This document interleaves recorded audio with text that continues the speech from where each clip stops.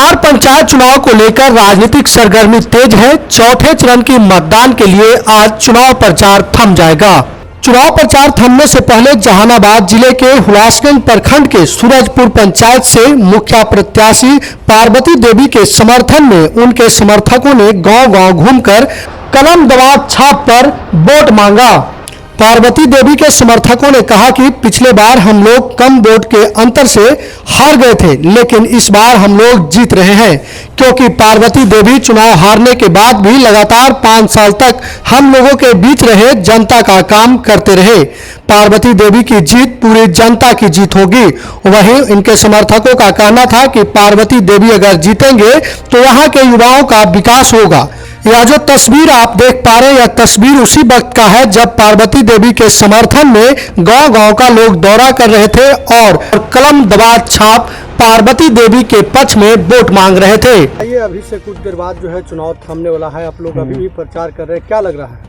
लग रहा है कि पिछली बार हम लोग बहुत कम वोटों से हार गए थे, लेकिन इस बार लग रहा है कि लगभग 85% जनता हम लोगों के साथ है। अब ये देखना है कि वोट पोलिंग कितना होता है, तो उस हिसाब से अगर पोलिंग होता है, सपोज 67 या 68% पोलिंग होता है, तो हम लोगों को आशा है कि 55% तक हम लोगों को वोट आ जाएगा।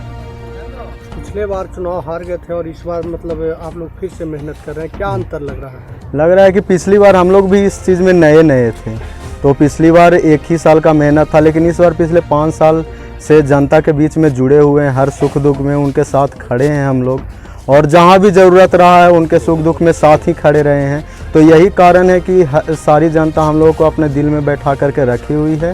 तो ज़्यादातर चांस है कि इस बार हम लोग चुनाव निकाल रहे हैं। हाँ, जहाँ तक हर किसी का अधिकार है अपना चुनाव लड़ने का, प्रचार करने का, लेकिन हम लोग अपना पॉजिटिव नोट पे चुनाव लड़ रहे हैं।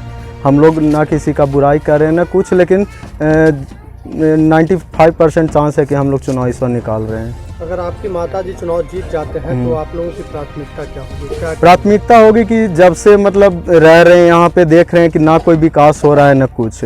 आते हैं लोग पैसे के दम पे जीतते हैं, फिर चले जाते हैं, लूटते हैं, ये सब। तो ये चीज़ हम लोगों को ख़त्म करना। हम लोग जनता के बीच में रहे हैं 5 साल, तो उनके दुख दर्द से वाकिफ़ हैं हम लोग।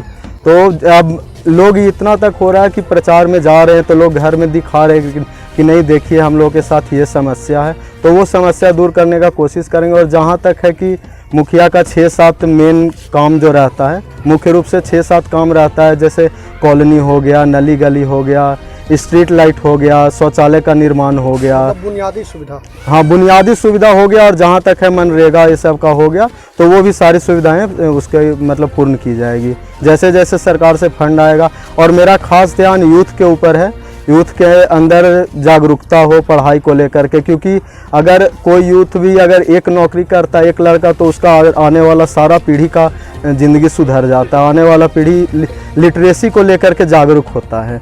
और जहाँ तक है हर किसी को ज़रूरत होता है हर यूथ को खेलने का, तो क्रीड़ा स्थल के निर्माण के लिए सरकार नया फंड दे रही है, नए तरीके से क्रीड़ा स्थल का निर्माण कराना चाह रही है। तो ये सारी चीज़ों के लिए हम लोग तत्पर हैं। आप लोग इतने भारी संख्या में घूम रहे हैं, जनसंपर्क कर रहे हैं, लेकिन आपकी माताजी कहीं नहीं, प्रत्याशी नहीं दिखाई दे रहे हैं।